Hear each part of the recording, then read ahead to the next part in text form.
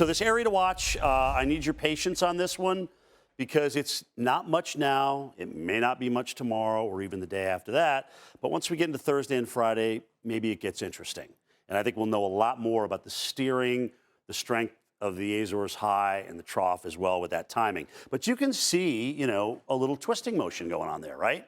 That's sitting right around 12.5 degrees north, 47 degrees west longitude. Most of the thunderstorms are off on the western side of it, but there's something there. Certainly looks like a lot more stable air kind of sitting up toward the north and through here. And that's going to be with us for a couple of days. Remember, we just got through this maxima of Saharan dust.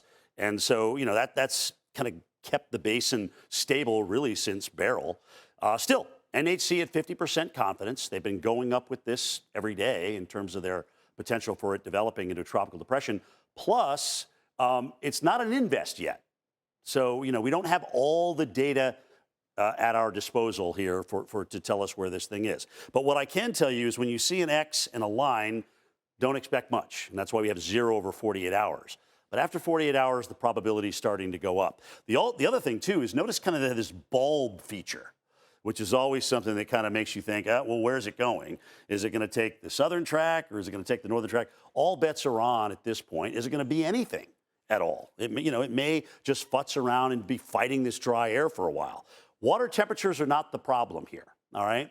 It's organization. But the European has certainly been one of the better models in the past.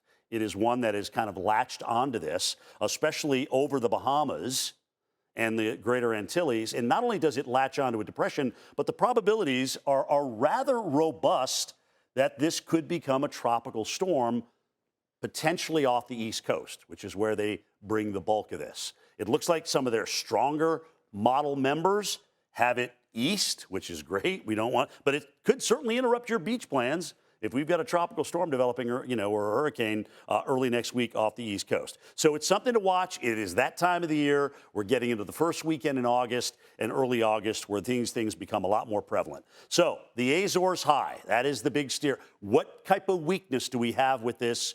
Either it be on the backside of it, or does it keep driving a little bit farther to the west? Limited wind shear, I think, also helps this develop.